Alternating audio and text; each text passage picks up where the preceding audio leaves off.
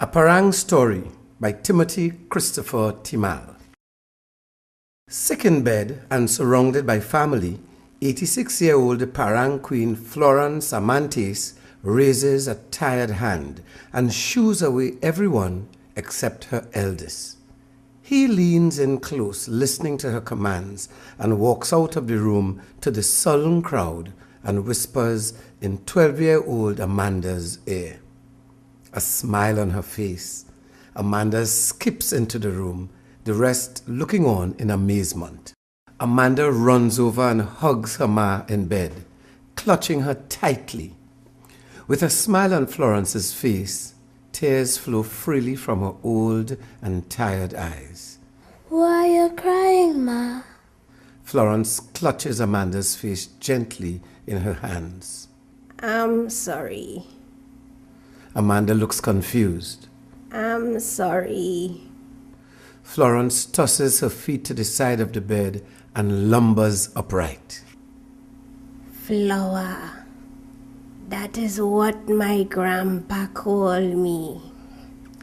I couldn't be much older than you when he gave it to me. Amanda looks on in amazement. Florence's nose flares and her chest heaves as she takes a big breath of air. Amanda holds her breath in unison. The smell of cedar wood is the best scent in the world. The deep breath seems to have taken years off of Florence's face. Pa stretched out his hand and I hesitated, but gave him back my brand new Quattro that he made especially for me. Amanda watches with concern on her face as her great-grand sways back and forth on the edge of the bed. But her fear soon wanes as Florence draws her hands to her breasts and begins to strum an imaginary quattro. Amanda's face lights up, and as she was notorious for, she begins to mock her ma's every movement.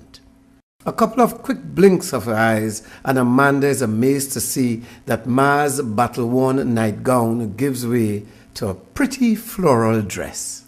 The years fall off Florence's face, her hair black and thick-grained, adorned with a blood-red hibiscus flower. A concentrated frown on her face, her lips quiver as it forms to make the first high-pitched note of the parang. Her mouth moving, her hands strumming faster and stronger, Florence is alive with imaginary sound. Like the low murmur of a running brook gaining strength with every step forward, every mocked movement that Amanda makes seems to make the music louder and clearer until she could hear every crisp sound coming from the instruments, blessed by the heavenly voice of her great-grand. Amanda's sways back and forth afford her a view of her profile in the long side mirror next to the bed, and she gasps as she too wears a dress like her great-grand, complete with hibiscus and quattro. Amanda plays and sways like a seasoned parandero, much older than her tender years, the music infecting her like fever, haunting her soul. So possessed was she that even though her imagination let her continue to see her great-grand singing, Amanda hears her aged voice as she continues to speak to her. I spent the entire August vacation by Ma and Pa. Pa died the last Saturday before school was supposed to start back. Amanda gasps, her face full of horror.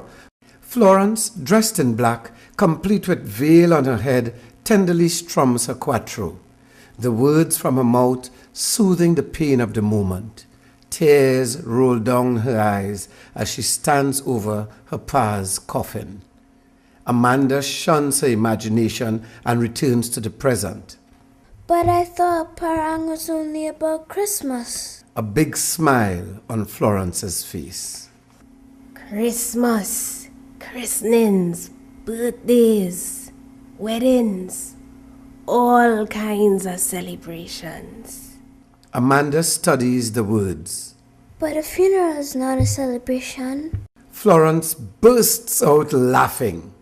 It is the greatest celebration.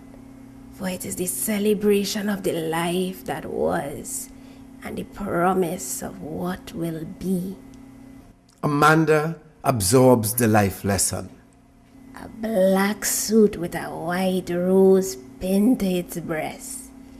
His hair slick and his mustache cropped like an American Western star.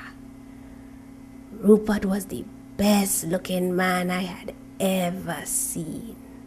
Amanda chuckles at her great-grandfather's name. Florence begins to sway and strum her imaginary instrument again. Amanda could see a young Florence dressed in a white wedding gown next to her young, strapping great-grandfather. Looking around, she marvels at how new the church on the hill looked, with its fresh paint and newly varnished pews. But it was the sound of the parang band in the corner that really caught her attention. The sound of the tuk-tuk signals the familiar beginning of a parang song. This is followed by the guitar, the mandolin, the box bass, the shak-shak, clapper, grater, and finally, the quattro. All these simple handmade instruments combined to make the most beautiful sound. Everyone swayed and shimmied in the church except for one man dressed in black, which would have been better suited for a funeral. Mr. Weiner, a big-time music producer and manager from town. He said he could make me a star. And he was right. For you see all them trophies, plaques and CDs in the living room? That was because of him. But he didn't tell me that I would be responsible for the death of parang. Electric instruments kill parang. And I was right there. I could have done something to stop it. Amanda snaps out of her dream state to see her very old and very worn great-grandmother Florence Amantes shuffle back into bed. I'm sorry, Amanda. Amanda carefully saunters up to the edge of the bed. The way it sounds, it looks as if Parang would have been dead a long time ago, were it not for you.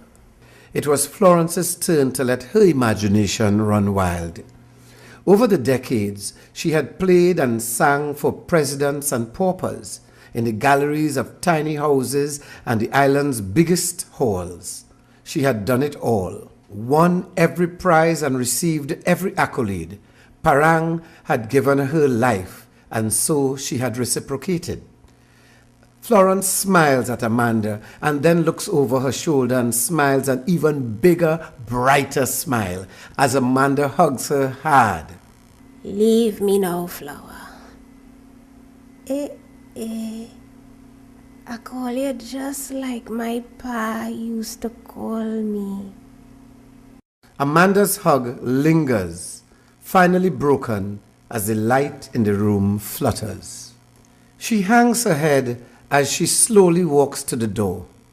She looks back to see her great-grandfather on bended knees, hands outstretched to Florence. A wink of his eye at Amanda, and she smiles and lifts her head. In the corridor, the rest of the family look on, their faces hanging even lower now. The lights in the house dim until finally going out. The complete darkness and silence is broken by the creak of Florence's bedroom door opening.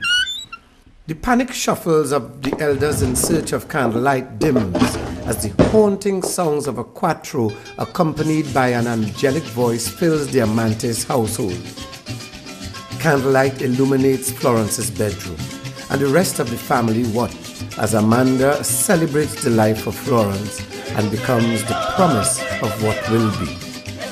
No one was ever able to figure out why the Amantes house was the only one to lose electricity that night. But as word spread throughout the village, each and every household took off their lights in tribute to the passing of Florence Amantes, Queen of Parang.